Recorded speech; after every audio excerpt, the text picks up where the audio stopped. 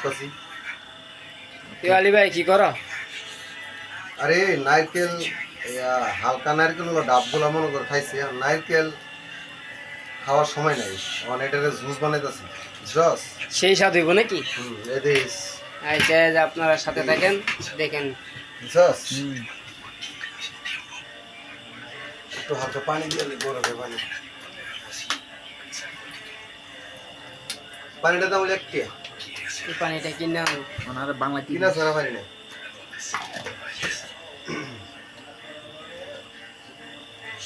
এই যে এখন বসালো। লাগে না? হ্যাঁ ঠিক আছে, ওকে। এই যে দেখেন, সাথে থাকেন।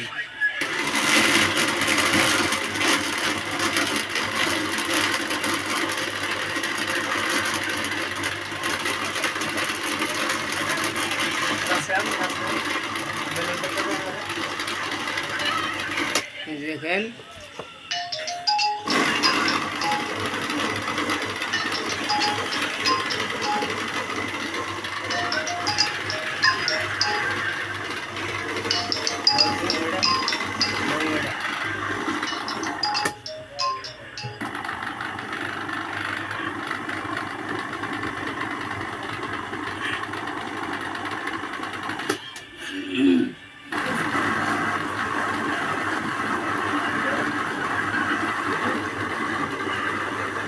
চিনি আর নারকেল আর 2-3টা কাঁচামরিচ, ডাল টক মিষ্টি মিলে হবে।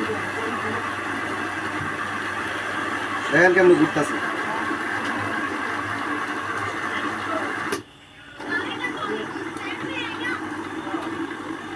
এই অবস্থাটা কি এসে ক্যামেরা নেন? এই দেখেন, ও সেই রকম মামা একে রয়েছে সেই স্বাদ। হ্যাঁ নিচে দেখা।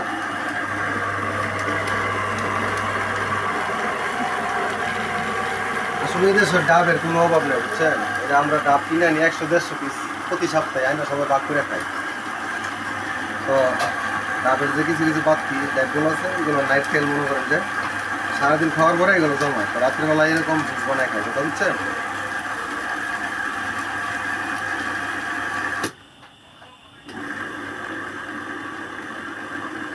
পাওয়ার দাও।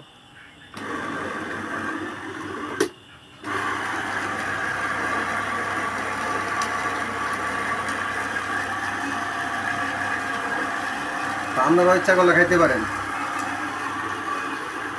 ওকে ওকে। দেখি মামু দর্শকরা দেন একটু। কারো এটা থিয়ালিস বিপজ্জনক। কারো গ্লাস নিয়ে নিস।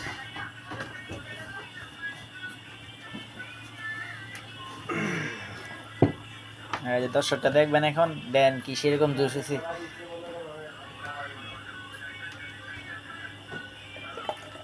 ও সেই স্বাদ।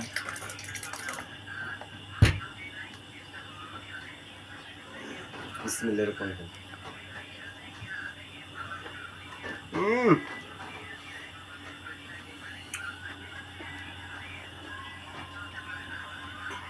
আলহামদুলিল্লাহ। মরিচের কারণে একটু ঝাল লাগতেছে, চিনির কারণে মিষ্টি, আর নারকেল তেমন দেন বেশি মিষ্টি হয় না, বেশি ঝালও না,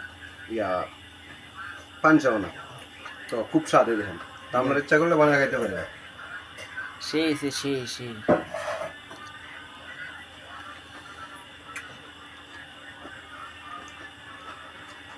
তো কেমন লাগলো ভিডিওটা একটু জানাবেন, ঠিক আছে?